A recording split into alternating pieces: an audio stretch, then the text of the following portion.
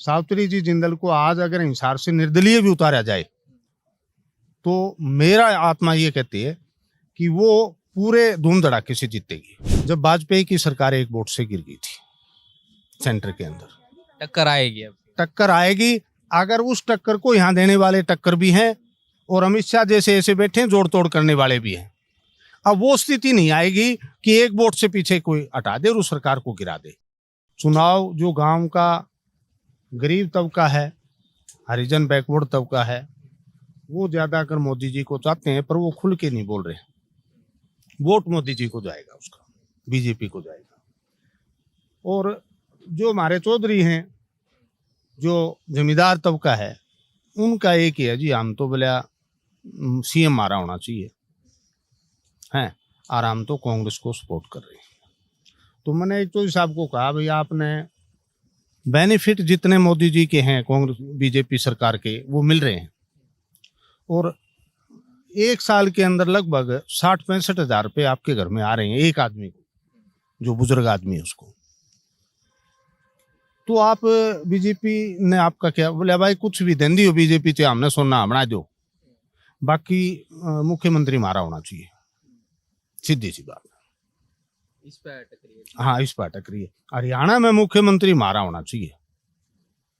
और ये ही समीकरण अब शहरों के अंदर है ना, शहरों के अंदर तो ऐसा है बीजेपी का वोट बैंक ज्यादा है, और गांव के अंदर जो वोट बैंक है वो जमींदारों का कांग्रेस की तरफ है।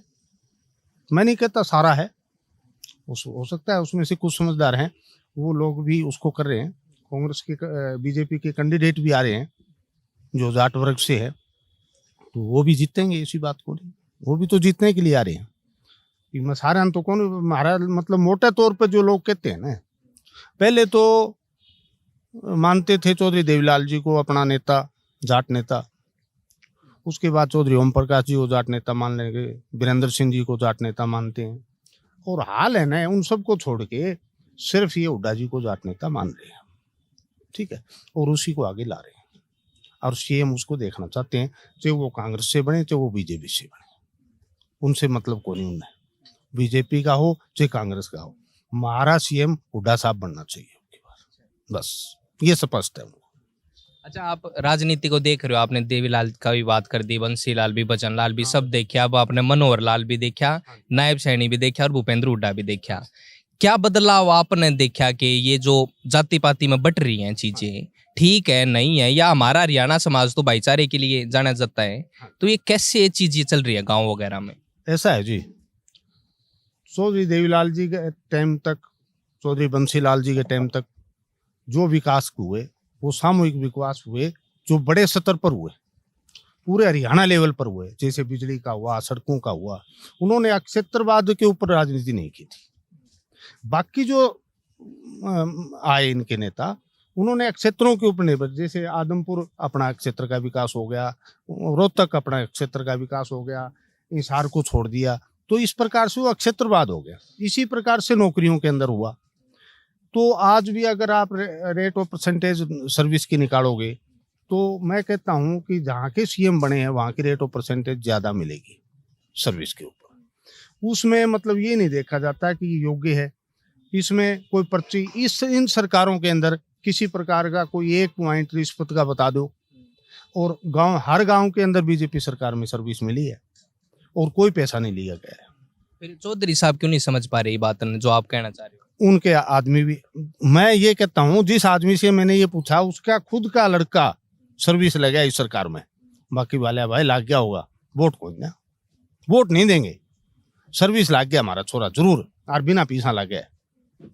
ठीक है, हमारे गांव का गढ़वाड़ा का लड़का लग गया है, और उसका मतलब किसी भी प्रकार का पैसा कौन दिया उन्होंने, पुलिस में भी लगे हैं, दूसरी सर्विस भी लगी है।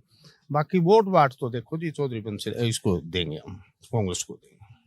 अच्छा, यहाँ हिसार की बात करें, जिंदल परिवार बड़ा परिवार है और राज भी करते आए हैं काफी समय से, लेकिन आपको नहीं लगता कि बीजेपी ने टिकट जो है वो कमल गुप्ता को फिर से दे दी? तो मैं जैसे लोगों से बात कर रहा था कि सावित्री जिंदल ज्यादा अच्छी दावेदार हो सकती थी। देखो जी, जहाँ तक है, सावित्री जी जिंदल हमारी चाची लागे है और गांव नड़ुआ से बिलोंग करती है, ओम प्रकाश जी चाचा ला गया कर दे। और जहाँ तक मैं ये कहता हूँ कि बीजेपी टिकट दो कमल गुप्ता जी को, सावित्री जी जिंदल को आज अगर हिसार से निर्दलीय भी उतारा जाए तो मेरा आत्मा ये कहती है कि वो पूरे धूम धड़ाके से जीतेगी।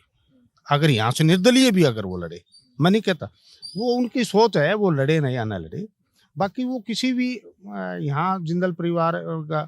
पर एक चीज है, जैसे वहाँ नवीन जी जीत गए, नवीन जी के अंदर ऊपर कोयला घोटाला भी था, कांग्रेस के वर्कर थे उस समय, वो पता नहीं क्यों अब लोग ये कहते हैं कि वहां आने के बाद वो घोटाले साफ हो गए। तो देखो वो चीज उन सतर तक है, वहां तक हम नहीं पहुंच पाए हैं भी क्यों हो गए, कैसे हो गए, अब भी हैं या नहीं हैं। बाकी जहां तक हिसार का सवाल है, हिसार के अंदर जिंदल परिवार का अगर सावित्री जी जिंदल आज खड़ी होती है तो वो निर्दलीय भी जीतेगी। और हिसार जिताएगा, उसको हिसार जिताएगा।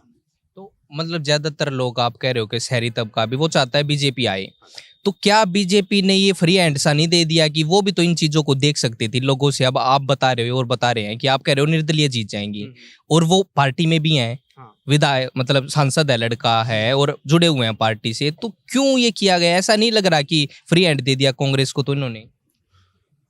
अब देखो जी, वो तो इतने सतर तक हमारे को मतलब है सोचने की, अब इन्होंने पार्टी हिसाब से किस बेस पर टिकट दी है कमल गुप्ता जी को, पर कमल गुप्ता जी का अगर टिकट उनको दे दी है तो वो तो पार्टी का किस हिसाब का नजरिया है, हमारे को इस चीज का कोई नहीं पता। अच्छा, वैसी कैसी इमेज है यहाँ लोगों में कमल गुप्ता जी की? मंत्री भी रहे, कुछ काम वाम हुए? काम कम हुए हैं जी, हाँ, इसमें कोई शक नहीं है, काम नहीं हुए हैं गुप्ता जी के उसमें।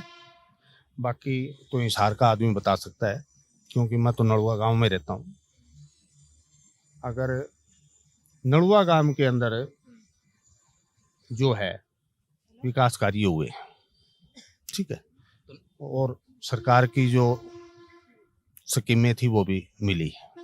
तो नड़वा में क्या समीकरण बन रहा है आपकी बात? नड़ुआ के अंदर जी अब बात यह है, अब जैसे रणधीर जी पनियार को टिकट मिल रही है, जीतेंगे। अगर इधर से कांग्रेस का भी कोई कैंडिडेट इनके मुकाबले खड़ा हो गया तो फाइट होगी, ठीक है, तो वो देखी जाएगी कि कांग्रेस टिकट किसको देती है, संपत सिंह जी को देती है, अनिल मान को देती है। तो हम देख रहे हैं कि किसने कितनी मेहनत कर रखी है, ठीक है। मतलब सिर्फ पार्टी के नाम पे वोट नहीं है, मेहनत लोग भी तो देखो।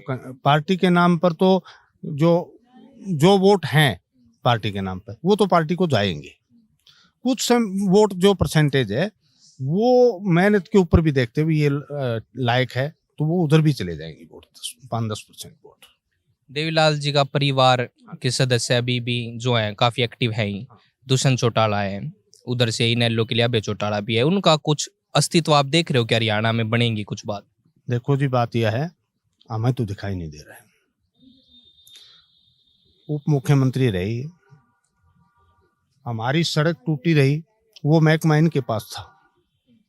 हम पिछले 3 साल से जूझते रहे, जो तो हिसार से और तो शाम सड़क जाती है, PWD&R का दुष्यंत चौटाला जी के पास महकमा था, उन्होंने उस सड़क को ठीक मतलब काम नहीं करवाया, और जैसे इन्होंने इस्तीफा दे के सरकार से वो सड़क चालू होगी और आज बनने जा रही है। तो अब देख लो काम क्यों नहीं हुए।